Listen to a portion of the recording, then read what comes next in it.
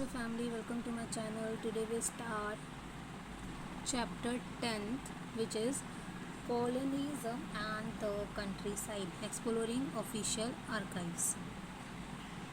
So basically इसमें हम लोग पढ़ने वाले हैं कि colonial time में हमारी कंट्री कैसे थी. So let us begin with this chapter. जैसे जैसे चैप्टर हम आगे बढ़ेंगे we get to know more things about it. In this chapter you will see what colonial rule meant to those who lived in the countryside. यानी कि इस chapter में हमें उस चीज़ के बारे में पता चलेगा जो लोग colonial rule में हमारे इंडिया में रहते थे वो कैसे रहते थे. You will meet the zamindars of Bengal. Zamindars के बारे में पता चलेगा. Travel in the Rajmahal hills where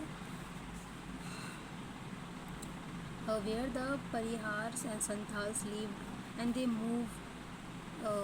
moved west to the Deccan. तो हमें किस किस के बारे में पता चलेगा. जमींदार्स कैसे थे वहाँ के और ट्रैवल कर रहे थे राजमहल हिल से. परिहार्स के बारे में, संथाल्स के बारे में, इन सब के बारे में हमें पता चलेगा जो कि मूव कर रहे थे वेस्ट टू डेक्कन में. ठीक है, वेस्ट यानी कि हमारे राजस्थान वाले एरिया से डेक्कन में यानी कि नीचे साउथ की side. You will look at the way the English East India Company established its Raj in the countryside, implementing its revenue policy, what this policy meant to different section of the people and how they changed everyday lives.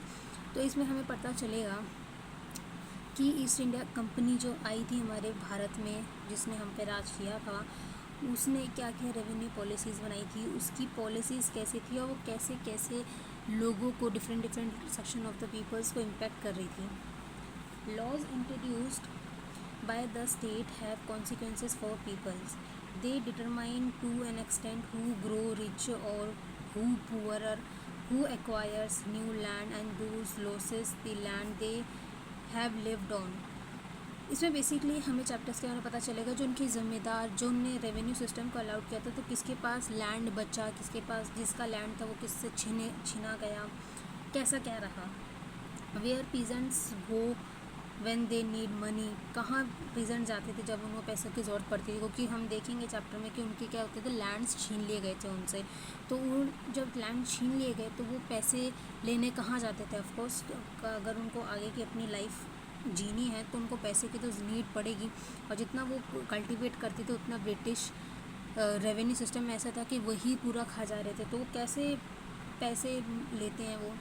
As you will see, however, people were not only subject to the working of laws, they also resist the law by acting according to what they believe to be just.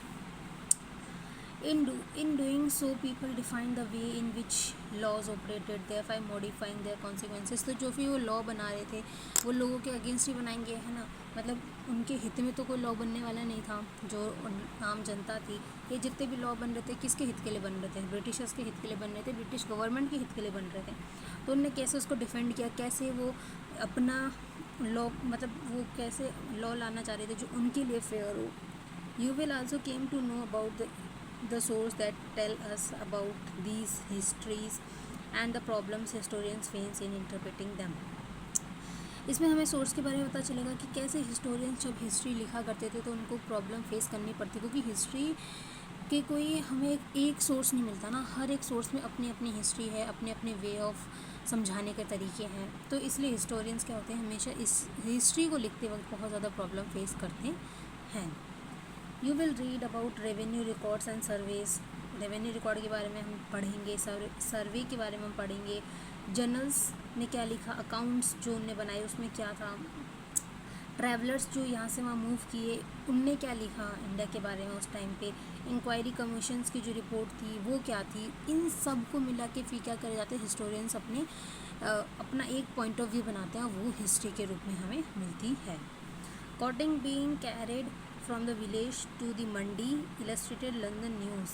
Cotton village से कहाँ जा रहा है, मंडी में जा रहा है इस पिक्चर में. ठीक है, ऐसे तो आपको सही नहीं दिखेगा. Let me adjust my camera. तो इसमें जो हमारा पहला टॉपिक है that was the Bengal and the zamindars, यानी कि बंगाल में जमींदार्स कैसे थे उसके बारे में. As you know colonial rule was first established in Bengal. Bengal में सबसे पहले कॉलोनियल रूल इस्टेब्लिश हुआ था, क्योंकि जो ईस्ट इंडिया कंपनी थी उनको बंगाल काफ़ी ज़्यादा प्रॉस्परस लगा, जो कि था भी। तो उनने सबसे पहले जो अपनी कंपनी इस्टेब्लिश करी थी, जो कॉलोनियल रूल लगा था बेसिकली, वो बंगाल में लगा था। It is there that the earliest attempt were made to record rural society and establish a new regime of land rights and a new revenue system। तो जब वो बंगाल को उसके ईस्ट इंडिया कंपनी के अंडर आ गया था, तो उनने अपने रेवेन्यू सिस्टम बनाए। इसके अंदर रूलर सोसाइटी थी, उसको अपने हिसाब से मॉडिफाई करने की कोशिश की। जो लैंड राइट्स थे वो उनने कैसे उनको फ़ायदा कर रहे हैं वो उसके अकॉर्डिंग उनने बनाए थे। Let us see what happen in the Bengal in the earlier years of the company. तो अब हम देखने वाले हैं an acquisition in Burdwan. Acquisition यानी कि हड़पना ही होता है। In 1797 there was an acquisition in Burdwan, present day Bardhaman. ठीक है, 1797 में एक्विजिशन हुआ था बड़गांव में, जिसको आज के टाइम पे बर्धमान कहते हैं। It was a big event, public event, काफ़ी ज़्यादा बड़ा पब्लिक इवेंट था। A number of mahals estates held by the raja of Badgaon were being sold. इसमें क्या होता है, एक्विजिशन मतलब होता है बोली लगती है ना, वो लगी थी। तो इसमें बेसिकली होता क्या है कि जो राजा होते हैं बड़गांव के, उनकी काफ़ी सारी जो ज़मीन होती है वो नीलामी पे लगा दी जाती है, फिर बेच दी जाती है। The permanent settlement had came into operation in 1793। Permanent settlement लगाया गया था 1793 में। ये पॉलिसी थी ब्रिटिशर्स की। The east India company had fix the revenue that each जमींदार हैड टू पे। तो परमानेंट सेटलमेंट में क्या था कि रेवेन्यू फिक्स कर दिया गया था, यानी कि लैंड से आपको इतना रेवेन्यू देना ही पड़ेगा, ऐसे रेवेन्यू क्या था फिक्स कर दिया गया था परमानेंट सेटलमेंट के तहत। The estates of those who fail to pay were be accused to recover the revenue since the estates those who fail to pay were to be accused. मतलब जो जमींदार अपना रेवेन्यू देने में फ़ेल हो जाते थे, नहीं दे पाते थे, तो उसका जो लैंड होता था वो क्या करते थे और ले लिया करते थे अपने पास, जो रेवेन्यू देना था उसकी बदले में। मतलब कि सपोज़ करो कि 100 रुपये एज उन्होंने रेवेन्यू लगाया था, तो अगर 100 रुपये ज़मींदार नहीं दे पा रहा तो उसके बदले उसका वो उतने लैंड ले लेते थे जिससे वो अपने रेवेन्यू की भरपाई पूरी कर पाते थे। Since the Raja has accommodated huge areas his state had been put up for acquisition. मतलब उनका अगर क्या बोलते हैं वो रिकवर, हाँ, अगर ज़्यादा से मतलब ज़्यादा टाइम तक वो रेवेन्यू नहीं दे पा रहे थे तो उनको पूरा का पूरा लैंड क्या कर लेते थे, एक्विजिशन कर लेते थे, यानी कि अपने पास ले लेते थे, यानी कि बेच देते थे किसी और को या फिर अपने पास रख लिया, कुछ भी। Numerous purchases came to be the acquisition and the estates were sold to the higher bidder. तो काफ़ी ऐसे ही करते करते काफ़ी सारे जो ज़मीन थी वो ज़मींदारों के हाथ से जाके बड़े बड़े जो लोग थे उनको मिल जाया करती थी।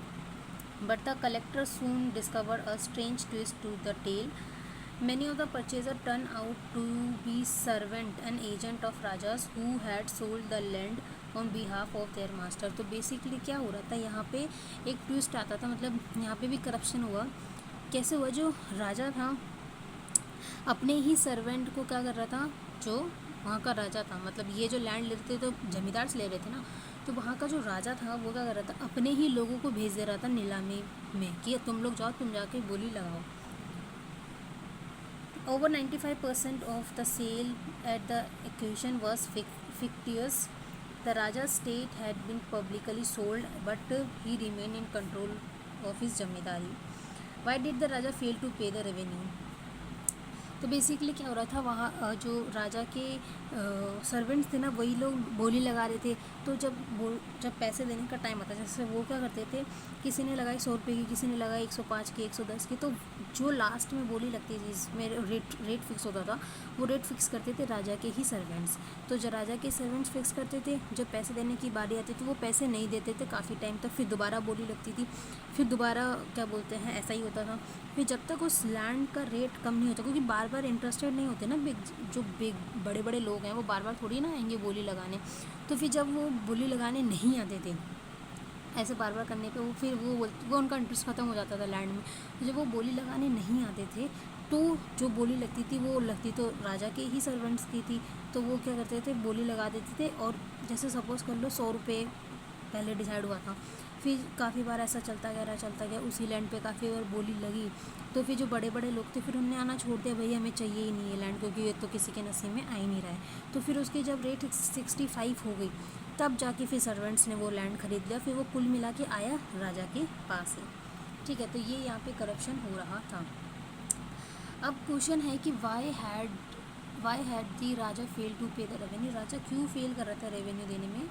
Where were the purchaser the acquisition, जो जब लैंड खरीदते थे तो वो लोग कहाँ थे जब वो लैंड की नीलामी पे जीतते थे। Why does the story tell us about what was happening in the rural areas of east India at that time. यहाँ पे हम पढ़ते हैं the problem of unpaid revenue.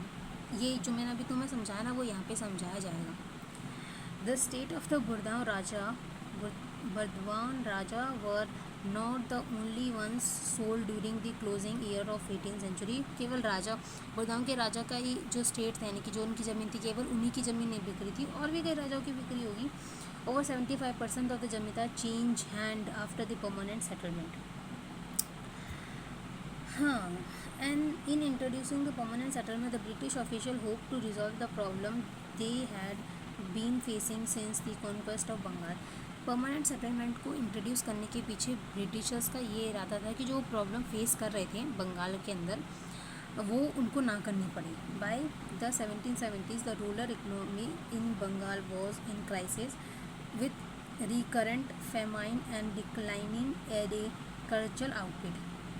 तो 1770 में क्या होता है कि फेमाइन आ जाता है, जिसकी वजह से एग्रीकल्चर आउटपुट है तो वो बहुत ज़्यादा डिक्लाइन हो जाता है, जिसकी वजह से अगेन ब्रिटिशर्स को था क्या कि रेवेन्यू मिल नहीं पा रहा था।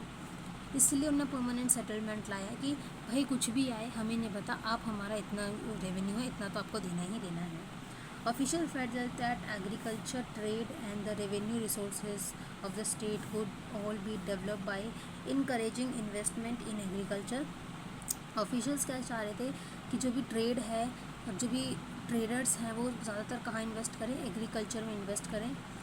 This could be done by ensuring right of property and permanent fixing the rate of revenue demand. तो ये होता कैसे, अगर जब तक लोगों को आप किसी भी चीज़ में इन्वेस्ट करते हो तो वो तब इन्वेस्ट करते हो जब आपके पास एश्योरिटी होती है कि ये चीज़ें नहीं गिरने वाली या फिर इसमें स्टेबिलिटी है। तो इसीलिए ये परमानेंट सेटलमेंट लाया गया है, क्योंकि जो पहले क्या था कि प्रॉपर्टी की जो राइट्स हैं, सिक्योरिंग राइट्स ऑफ प्रॉपर्टी की जो राइट्स है पहले उसको सिक्योर किया गया, और रेवेन्यू जो था उसको फिक्स कर दिया गया ताकि जो बड़े बड़े इन्वेस्टर्स हैं वो इन्वेस्ट करें एग्रीकल्चर में। It was the demand of the state was permanently fixed, then the company could look to forward to a regular flow of the revenue.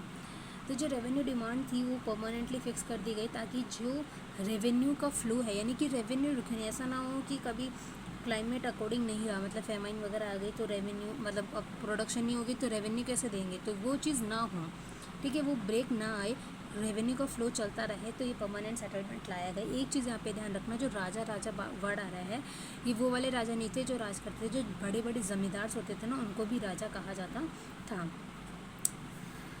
While entrepreneur could feel sure of earning a profit from their investment, ताकि जो investment करने वाले हैं, entrepreneurs हैं, उनको ये assurity मिल जाए कि यहाँ से फिक्स रेवेन्यू आने वाला है, तो इसलिए वो यहाँ पे इन्वेस्ट करें, उनको ये ना लगे कि यहाँ पे इन्वेस्ट करने पे इनके पैसे डूब ना जाएं। ठीक है, since the state could not siphon it off by increasing its claims, the process official hoped would lead to the emergence of class of yeoman farmers and rich landlords who could have the capital and enterprises to improve agriculture.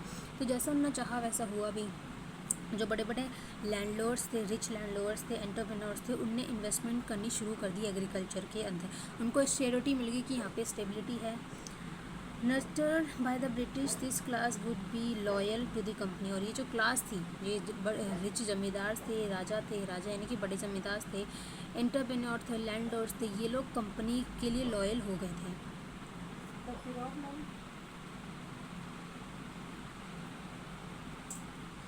The problem, however, lay in identifying individuals who could both improve agriculture and contract to pay the fixed revenue of the state.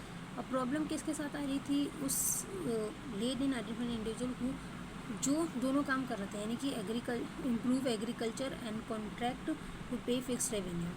After a prolong debate amongst company official, यानी कि काफ़ी लंबी debate चली, the permanent settlement with the rajas and talukdars of Bengal, ये इस conclusion पे पहुंचे कि परमानेंट सेटलमेंट लाया जाएगा। ये जो परमानेंट सेटलमेंट है किसके साथ मिलके बनाई गई? जो राजास थे, यानी कि बड़े बड़े ज़मींदार थे, और तालुकदार थे, तालुकदार जिनके पास बहुत ज़्यादा लैंड होता है, उन लोगों के साथ मिलके ये डिसाइड हुआ कि एक परमानेंट सेटलमेंट लाया जाएगा। They were now classified as zamindars and they had to pay the revenue. Demand was a fix in perpetuity. In terms of definition, the zamindars was not a landlords in the village but a revenue collector of the state. तो जमींदार्स क्या हो गए? Land owners village के नहीं बने, बन की revenue collector वो बन गए थे, यानी कि अब उनको क्या काम रह गया था? उनका रेवेन्यू कलेक्ट करने का काम रह गया था। Zamindars had several villages under them, उनके पास काफ़ी ज़्यादा विलेजेस आते थे, कभी जैसे कि 400 से ज़्यादा 400 विलेज एक ज़मींदार के पास हैं, ऐसे ऐसे उनके पास विलेजेस आते थे, यानी कि काफ़ी अच्छा खासा रेवेन्यू वहाँ पे वो इकट्ठा कर लेते थे। In company calculation the villages within one zamindari form one revenue estate, यानी कि अब एक जमींदार के अंदर 400 विलेज हैं, तो 400 विलेज का क्या करेगा? रेवेन्यू इकट्ठा करेगा और किसको देगा? कंपनी को देगा। The zamindar collected rent from the different villages, paid the revenue to the company and retained the differences as its income. He was accepted to pay the company regularly, failing which its state could be accused. तो उसको पता था कि भैया उसको रोज़ ही ना या फिर हर टाइम ज़मींदार जो थे उनको जितना रेवेन्यू कहा गया उतना देना पड़ेगा, वरना जो उनका लैंड होता था वो छीन लिया जाता था। तालुकदार का मतलब क्या है? Literally means one who hold a taluk और कनेक्शन, यानी कि जिसका कनेक्शन हो जाए, या फिर कि सिंपल सी बात है जिसके पास लैंड हो उसको तालुकदार कहा जाता था। वाई जमींदार डिफ़ॉल्टेड ऑन पेमेंट? जमींदार क्यों डिफ़ॉल्ट करते थे पेमेंट देने में? Company official felt that a fixed revenue demand would give zamindars a sense of security and assured of return on their investment, encourages them to improve their states.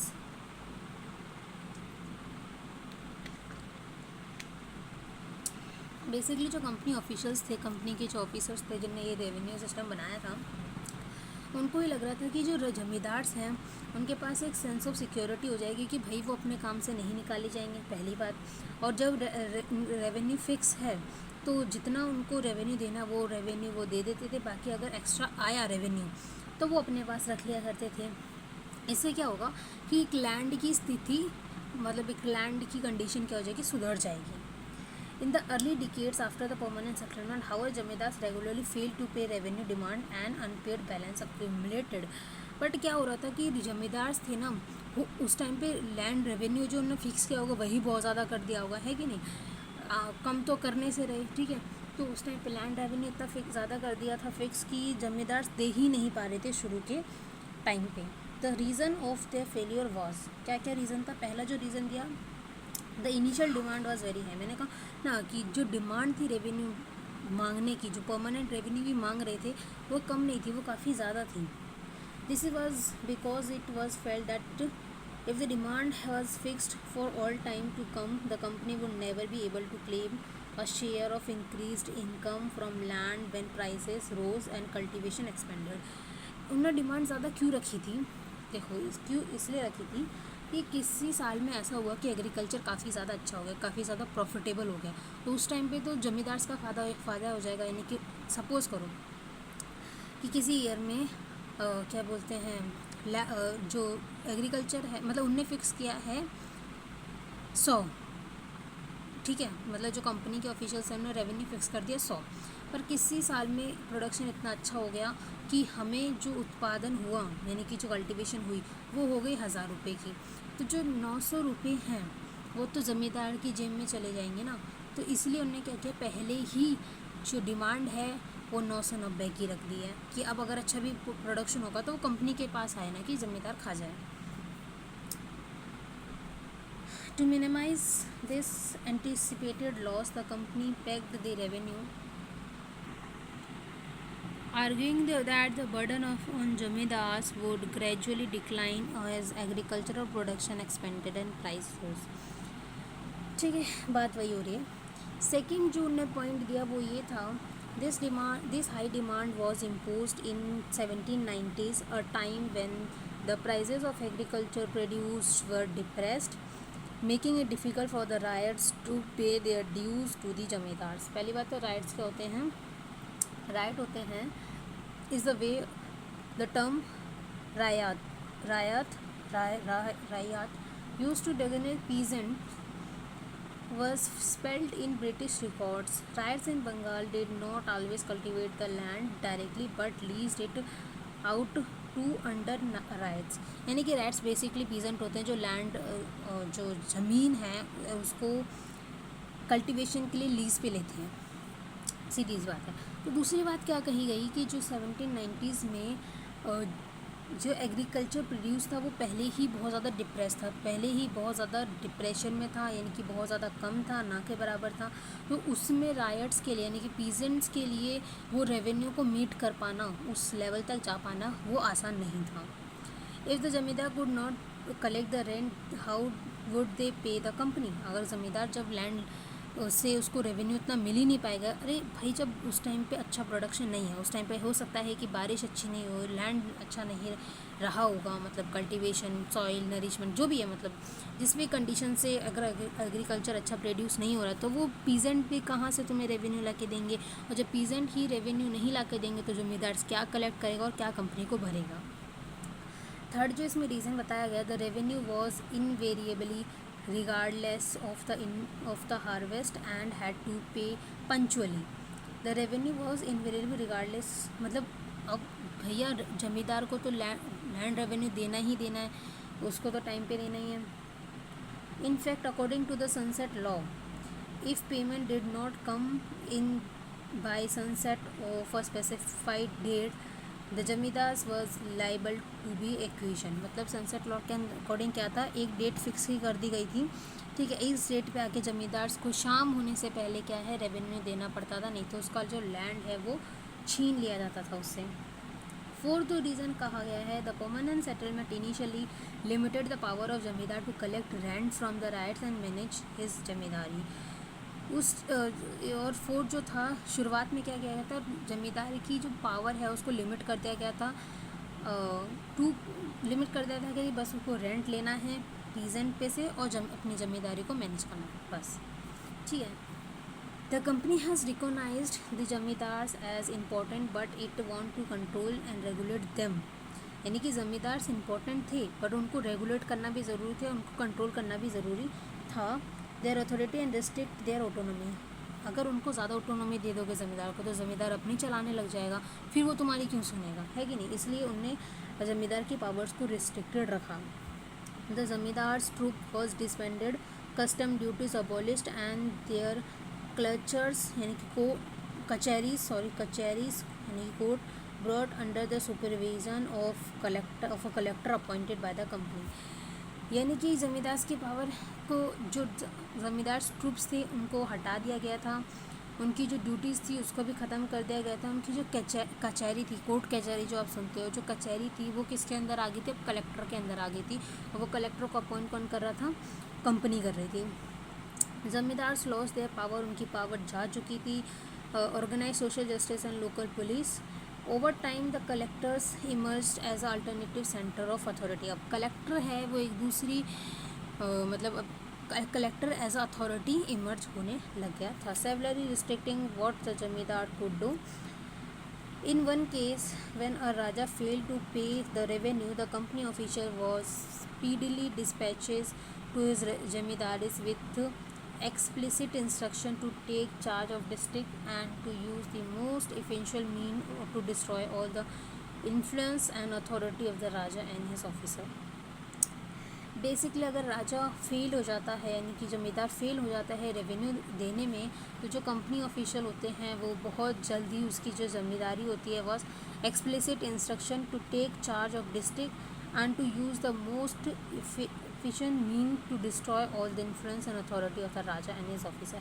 फिर ये क्या करते हैं, जो कंपनी वाले होते हैं उसकी पूरी अथॉरिटी होती है, जो उसकी इमेज होती है, वो सब चीज़ ख़त्म कर देते हैं और डिसबैंड कर देते हैं.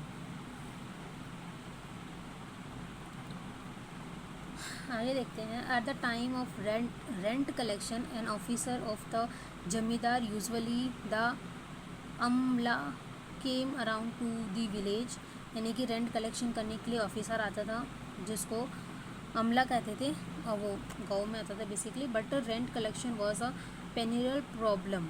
ठीक है. Sometimes bad harvest and low price made payment of dues difficult for the ryots. यानी कि भाई rent collection is not always the same ना.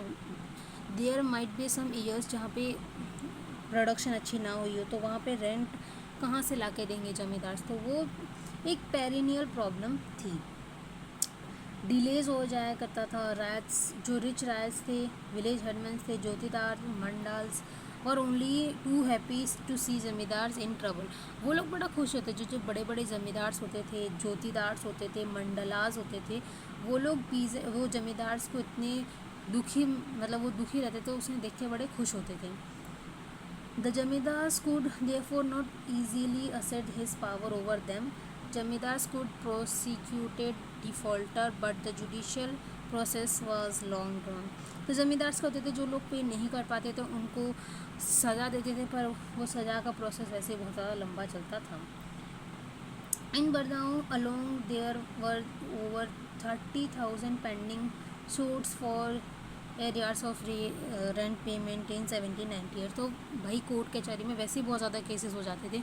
तो जो लोग रेंट नहीं दे पा रहे थे, उनके ख़िलाफ़ अगर कोर्ट में आपने केस कर दिया तो वो बहुत लंबा चलता था. फिर कुछ ऐसे ज़मींदार के ख़िलाफ़ कर देते थे कि भाई ये रेंट पे नहीं कर पा रहा है जो हमने कहा था इसको देने को.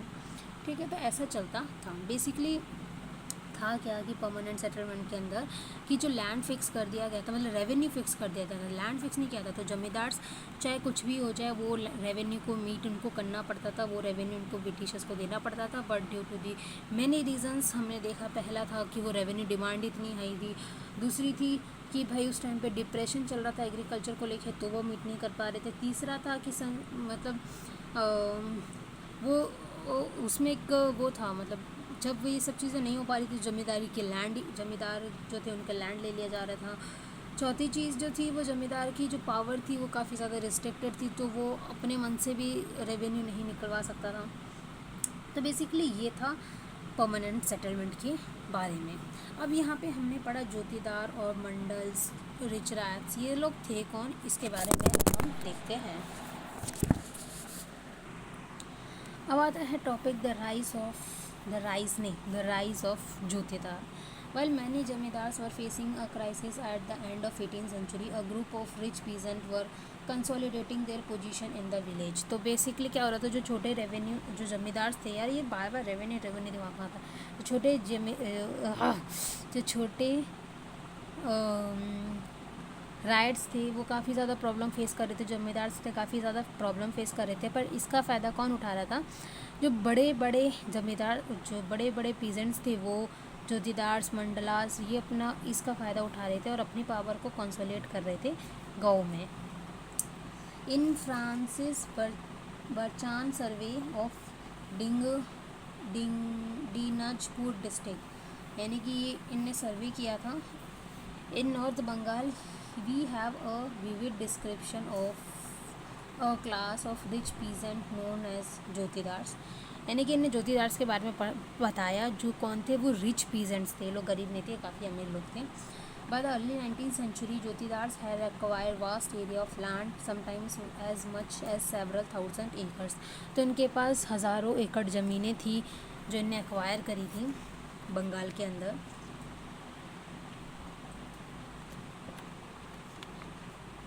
दे control local trade as well as money lending. Local जो ट्रेड होता था उसको ये लोग कंट्रोल करते थे। मनी लैंडिंग, पैसे आ रहे हैं उनको ये अपने पास रखा करते थे। इनके पास काफ़ी ज़्यादा पावर थी। Poor cultivators of the region, मतलब वहाँ के जो पुअर कल्टिवेटर्स के, लेकिन इनके पास काफ़ी ज़्यादा पावर थी। A large part of the land was cultivated through share croppers, adhiyars और बरकादार्स। यानी कि जो काफ़ी ज़्यादा जो इनका कल्टीवेशन होता था वो शेयर क्रॉपर्स करते थे, यानी कि अपना लैंड ये लीज पे दे देते। वहाँ पे ये अपन जो जिसको भी दिया है वो अपने क्रॉप्स उगाता था। उस क्रॉप्स से जो इनका कमीशन होता था, जो भी इन्हें किराया दिया होता था लैंड का, उनसे उनको पैसे मिला करते थे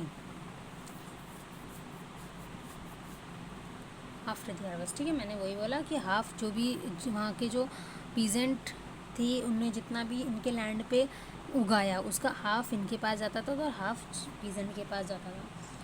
with in the villages the power of jotedars was more effective than that of zamindars, यानी कि इनकी जो पावर थी जमींदार से भी काफ़ी ज़्यादा थी। Unlike zamindars who often lived in urban area, जोतीदार were located in the village and exercised direct control over a considerable section of a poor villages। तो इनका क्या था, जमींदार तो थे वो अर्बन एरियाज़ में रहते थे तो उनका इनडायरेक्ट कंट्रोल होता था, बट ये लोग रहते ही गाँव में थे तो इनका काफ़ी ज़्यादा कंट्रोल होता था पुअर विलेजेस के ऊपर। दे फायरसली resist efforts by zamindars to increase the jama of the village, preventing zamindari officials from executing their duty, mobilizing riots who were depend on them and deliberating delays payment in, मतलब ये लोग क्या करते थे जोतीदार से, ये लोग जमींदार को परेशान करना चाहते थे। तो ये लोग जो वो होते थे रायट्स होते थे, पुअर रायट्स होते थे, उनको बोलते थे तुम्हें टाइम पे पेमेंट देने की ज़रूरत नहीं है, तुम अपना कमाओ मैं देख लूँगा। बाकी अमीर लोग किसी से डरने से तो रहे। In fact, when the state of the zamindars were accused for failure to make revenue payment, जोतीदार were often amongst the purchaser। अगर इस इनफैक्ट क्या होता था कि जो जमींदार अपनी रेवेन्यू मीट नहीं कर पाता था, रेवेन्यू नहीं दे पाता था, तो उसकी लैंड पे बोली लगती थी, वो बोली लगाने भी ये लोग जाते थे। The jotedar were most powerful in north Bengal, jotedar थे नॉर्थ बंगाल में काफ़ी ज़्यादा पावरफुल थे। रिच पीजेंट थे, विलेज हेडमैन थे, कमांडिंग फिगर्स बन के आए गाँव के इलाकों में। इन some places they were called हलोदार्स कहा जाता था। किसी जगह पे इन्हें गांडीदार्स कहा जाता था और कहीं पे इनको मंडलास कहा जाता था। ठीक है, दे वर राइज इनएविटेबली वीकेंड जमींदार अथॉरिटी, यानी कि जो वीक जमींदार अथॉरिटी उन पे ये अपना एक तरह से राज करते थे, अपनी अथॉरिटी दिखाया करते थे। तो देखो यहाँ पे एक चार्ट दे रखा है जो कि काफ़ी अच्छा एक्सप्लेन कर रहा है। अंडर राइट्स यानी कि जो काफ़ी गरीब पीजेंट्स होते थे वो क्या करते थे, जोतीदार्स जो कि रिच राइट्स थे उनसे लैंड लेते थे, उनसे पैसे ले लिया करते थे अपने लैंड पे कल्टीवेट करने के लिए। फिर जोतीदार क्या करते थे, जो राइट्स होते थे उनको लैंड देते थे या अपना कल्टीवेशन करने के लिए। फिर जोतीदार राइट्स के पास जो रेवेन्यू आता था वो जमींदार्स को देते थे। जो जमींदार्स होते थे काफ़ी सारे अलग अलग विलेजेस को सभी संभालते थे और वो रेवेन्यू वो कंपनी को दे दिया करते थे। तो यहाँ पे एक छोटा सा काफ़ी अच्छा इन्फॉर्मेटिव पैराग्राफ लिखा है, ज़रूर पढ़ना। लिखा है कि जमींदार्स वर रिस्पॉन्सिबल फॉर, किसके लिए रिस्पॉन्सिबल थे, रेवेन्यू पे करने के लिए, कंपनी को रेवेन्यू डिमांड को डिस्ट्रीब्यूट करने के लिए over villages. Each village ryot a big और small paid rent to the zamindars. ठीक है, jotedars gave out loan to other ryots and sold their produce. Ryots cultivate some land and gave out rest to under ryot on rent. Under ryot paid rent to the ryots. Basically यहाँ पे ये बात चल रही है। कैसे under ryot paid rent to the ryots, under ryot paid rent to the ryots. Ryots cultivate some land and gave rest of the rent on rent. मतलब जो राइट ने अपना लैंड कल्टीवेट किया, बच्चे कुछ लैंड को वो क्या किसको दे देंगे, अंडर राइट को दे देंगे। और वहाँ से जो कल्टीवेशन आता है, और जो जोतीदार होते हैं वो अपना लैंड दे देते हैं लोन पे, ताकि जो राइट्स हैं वो अपना कल्टीवेशन करें। फिर जमींदार से यहाँ से रेवेन्यू इकट्ठा करते हैं और ये अलग अलग विलेजेस को रेवेन्यू को मिला के कंपनी को दे देते हैं। बेसिकली चल रहा था। इस बॉक्स में आपको दे रखा है कि दिन दिनाजपुर के जोतीदार क्या करते थे, कैसे करते थे, उसके बारे में आप पढ़ लेना, ठीक है। द जमींदार रेसिस्ट, आगे हम देखते हैं। थोड़ा मैं तुम लोग भी करो, तो वो जो बॉक्सेस हैं वो तुम्हें खुद से पढ़ने चाहिए, और उन पर क्वेश्चंस भी आते हैं, तो छोड़ने का कोई सवाल होना ही नहीं चाहिए। बहरहाल आगे देखते हैं। द जमींदार्स रेजिस्ट, जमींदार्स ने अब क्या किया, रेजिस्ट करना शुरू किया। The authority of the zamindars in rural areas however did not collapse, यानी कि उनकी अथॉरिटी ऐसा नहीं कि ख़त्म हो गई हो। Faced with an exorbitantly high revenue demand and possible acquisition of their states, they devised ways of suffering the pressure, यानी कि अब उन पर एक प्रेशर क्रिएट हो गया था कि उनको रेवेन्यू भी देना है, रेवेन्यू डिमांड को मीट करना है, और अगर नहीं किया तो उनका जो लैंड है वो बिक जाएगा।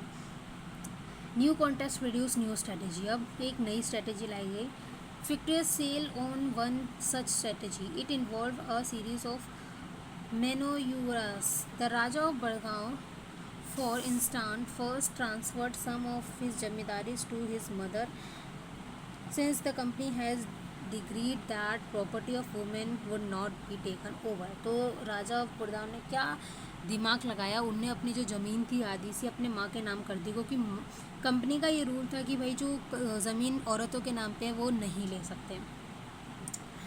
Then a second move, his agent manipulate the auction, यानी कि सेकेंड जो उन्होंने स्टेप किया कि जब वो बोली लग रही थी तो वहाँ पे उन्होंने अपने ही आदमी भेज दिए, और जितनी भी बोली लगाई गई उसमें वो पहले तो वही जो मैंने शुरू में तुम्हें बताया था कि वो लोग बोली लगाते थे, तो वही सबसे ज़्यादा हाई बोली लगाते थे ताकि लैंड उनके अंडर में आ जाए।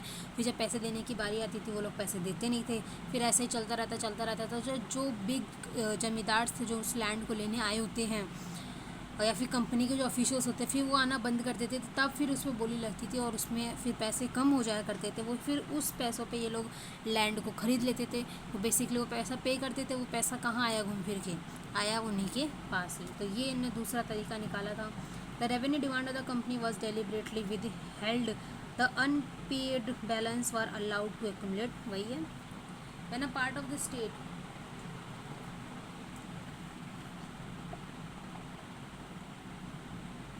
other purchasers subsequently they refused to pay the money, and the state resold once again. It was brought by the zamindars agent and purchased the money they did not paid.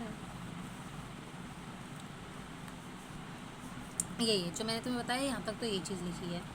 आगे देखते हैं। The zamindar never paid, the zamindar never paid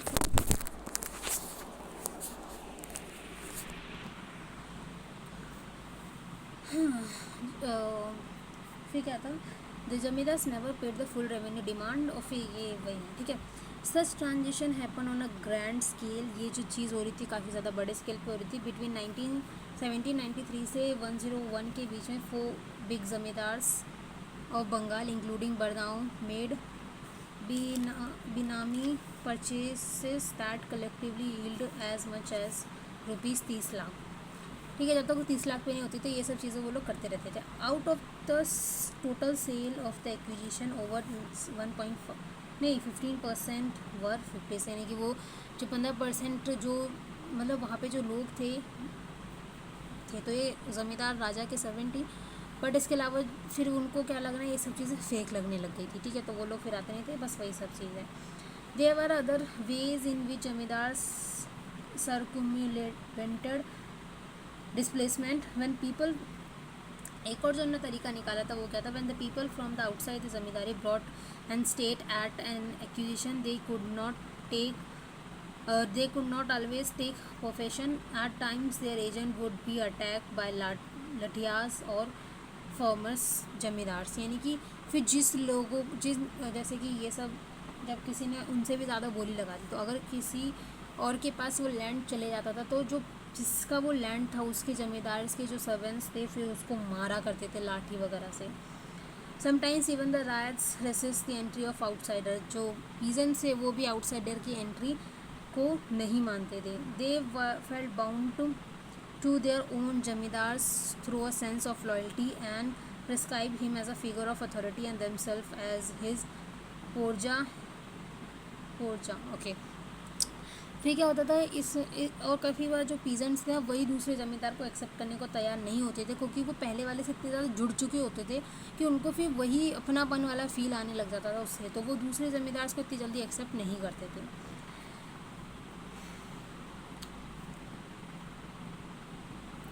इसलिए जमींदार थे उनको displace करना आसान नहीं था। By the beginning of the 19th century the depression in the price was over।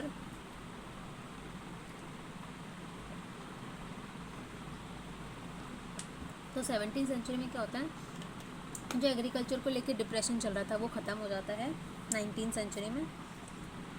Thus those who had survived the trouble in 1790s consolidated their power। Rulers of revenue payment were also made somewhat flexible। जो rulers थे revenue payment कर रहे थे वो भी थोड़े से free, मतलब थोड़े से फ्लेक्सिबल हो जाते हैं, अब रिजिड नहीं रहते कि नहीं तुम्हें इतना पेमेंट करना पड़ेगा। कितने बेवकूफ़ लोग हैं, जब फेमाइन था, ठीक है, जब अच्छा प्रोडक्शन नहीं हो रहा था तब तो रिजिड हो गए थे, और जब अब ठीक हुई कंडीशन, प्रोडक्शन ठीक होने लग गया, तब ये लोग फ्लेक्सिबल हो गए। हाँ बेवकूफ़ थे यार। एज अ रिजल्ट द जमींदार power over the villages was strengthen. जमींदार की पावर फिर दोबारा से स्ट्रेंथन हुई गाँव के अंदर। It was only during the Great Depression of द 1930s that they finally collapsed and jotedar consolidated their power in the countryside. अब ज्योतिदार की जो पावर थी वो उनकी यहाँ पे ही रह गई थी।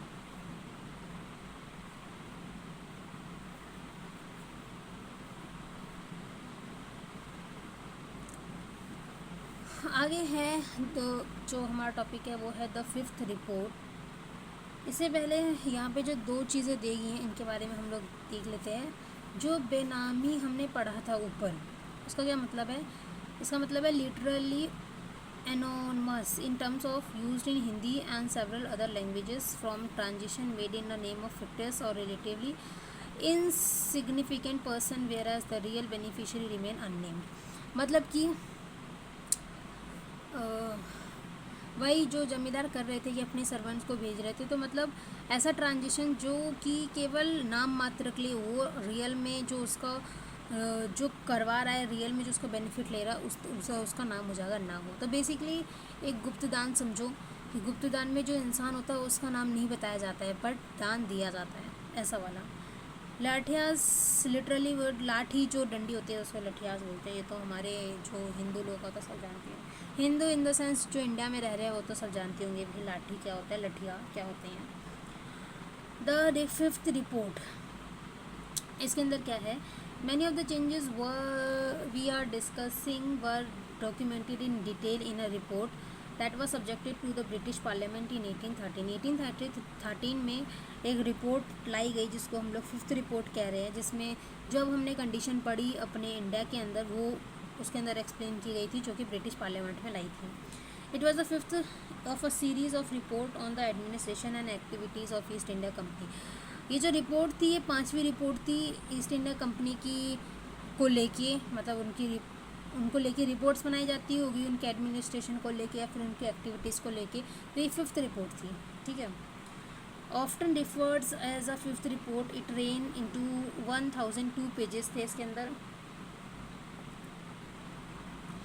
800 जो पेज थे वो थे appendices that produce petitions of zamindars, ryots, report of collector और डिफरेंट डिस्ट्रिक्ट्स के, और statistical table on revenue rent के बारे में, revenue judicial administration Bengal Madras में कैसा था, ये सब लिखा गया था 800 पेजेस में। From the time the company established its rule in Bengal in the mid-1760s, its activities were closely watched and debate in England। अब उनकी जो एक्टिविटीज़ थी कंपनी की वो डिबेट में आ गई थी इंग्लैंड के अंदर। There were many groups in Britain who were opposed to the monopoly of the East India Company and they had overtrade India और चाइना। मतलब कि अब क्या हो रहा था, जो बाकी की कंपनीज़ थी ब्रिटेन में वो भी अब ज़िद करने लगी कि भैया ये ईस्ट इंडिया कंपनी की मोनोपोली ख़त्म करो ताकि हम भी इंडिया और चाइना के साथ ट्रेड कर सकें, क्योंकि उन्हीं को फ़ायदा मिल रहा था ना इन सब चीज़ों से। तो बाकी अगर एक ही जने को फ़ायदा मिलेगा तो दूसरे जने के तो चिल्लाएंगे ही। तो ऐसा हो रहा था। An increasing number of the private traders wanted a share in मतलब अब जब ट्रेडर्स बढ़ रहे थे ब्रिटेन के अंदर तो वो भी शेयर चाह रहे थे इंडिया के ट्रेड को लेके। और इंडस्ट्रियलाइजेशन ऑफ ब्रिटिश वर कीन, जो ब्रिटेन में इंडस्ट्रियलाइजेशन बढ़ रहा था, इंडिया का जो मार्केट था वो बढ़ रहा था, मतलब ब्रिटिशर्स मैन्युफैक्चरिंग ज़्यादा हो रही थी, तो फिर उनको भी भैया चाहिए था कि जो वो बनाए वो भी बाहर जाए, वो भी ईस्ट में अब वो ट्रेड कर सकें। Many political groups argue conquest of Bengal, मतलब वहाँ के जो पॉलिटिकल ग्रुप्स थे वो आर्ग्यू करने लग गए थे, जैसे उन्होंने बंगाल को कॉन्क्वेस्ट किया था कि, और फिर उसके बाद क्या था कि केवल बेनिफिट ईस्ट इंडिया कंपनी को ही क्यों मिले, why not British nation as a whole, यानी कि पूरे ब्रिटिश नेशन को ही क्यों नहीं मिल रहा प्रॉफिट, केवल ईस्ट इंडिया कंपनी को ही क्यों मिल रहा है, ऐसी आर्ग्यूमेंट वहाँ पे होने लग गई थी। फिर जो कंपनी का मिसरूल था, माल एडमिनिस्ट्रेशन जो वो कर रही थी, उसके बारे में डिबेट शुरू हो गई थी ब्रिटेन के अंदर। जो कंपनी का करप्शन फिर लोगों को दिखने लग गया, उनकी जो ग्रीड थी वो सब पब्लिश होने लग गई थी प्रेस के अंदर। The British parliament pass a series of act late 18th century में, वो पास करती काफ़ी सारे एक्ट्स जो कि हम लोग हिस्टोरिकल बैकग्राउंड पॉलिटी वगैरह में पढ़ते भी हैं, कंपनी को रेगुलेट करने के लिए, कंपनी के कंट्रोल को रेगुलेट करने के लिए इंडिया में। The force the company to produce regular report, company को फोर्स कर, अब कंपनी को बोला गया कि भाई तुम रेगुलर रिपोर्ट बनाओगे अपने काम की, जो तुम कर रहे हो इंडिया के अंदर वो सबकी तो हमें रिपोर्ट चाहिए। उस मतलब और कंपनी पे निगरानी रखने के लिए काफ़ी सारे कमिटीज़ बनाई गई, जो भी कंपनी के अफेयर्स हैं उन सबको कंट्रोल करने के लिए। उसमें से एक हमारी 5th रिपोर्ट भी है जो कि सेलेक्ट कमेटी ने बनाई थी। It become the basis of intense parliamentary debate on the nature of East India Company rule in India। तो इसने क्या किया था, जो ईस्ट इंडिया कंपनी का रूल हो रहा था इंडिया में, उसके ऊपर क्वेश्चन खड़े कर दिए थे। ठीक है। For over a century and a half, the 5th report has shaped our conception of what happened in a rural Bengal in the late 18th century। फिर जो रिपोर्ट आई थी उसने उन लोगों के दिमाग में कंसेप्शन बना दिया गया था कि कैसा रूल चल रहा है बंगाल के अंदर लेट 18th सेंचुरी में। The evidence contain 5th report is invaluable. Official report को काफ़ी ज़्यादा सावधानी से पढ़ा गया।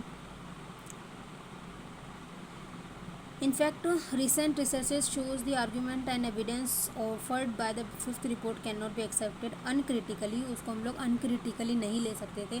जो 5th रिपोर्ट आई थी वो काफ़ी ज़्यादा सीरियस थी, काफ़ी ज़्यादा क्रिटिकल थी, उसके बारे में डिबेट और डिस्कशन करना काफ़ी ज़्यादा इम्पॉर्टेंट था। रिसर्चर्स थे, उन्हें केयरफुली एग्जामिन किया वेरियस बंगाल जमींदार्स को, लोकल रिकॉर्ड्स को, district to write about the history of colonial rule in rural Bengal. They indicate that intent of criticizing maladministration of the company. The 5th report exaggerated collapse of traditional zamindari power and also oversteamed the scale on which zamindars were losing their land। तो ये उसमें report में बताया था कि कैसे ज़मींदार ने अपने लैंड को लूज़ किया, कैसे जो ट्रेडिशनल ज़मींदारी पावर थी उसका कोलैप्स हो गया, वो ख़त्म हो गई। As we seen, even zamindars were accused the zamindars were not displaced given the indigenous method they used to retain their zamindars। तो बेसिकली इसमें जो कंपनी बेकार काम कर रही थी, यानी कि अपना धौंस जमा रही थी, वो सब चीज़ें इसमें बताई गई। फिर ये इस रिपोर्ट ने सनसनी मचा दी थी ब्रिटेन के अंदर, और वो अब कंपनी रूल पे लालचन लग रहा था, मतलब कंपनी रूल गलत है, ये है वो है, वलाना ढमकाना, वो सब चीज़ें बाहर आ रही थी बात। ठीक है। सो इस वीडियो में यहीं तक, आगे का चैप्टर हम लोग सेकंड वीडियो में करेंगे। Thank you for watching this video. Thank you so much guys.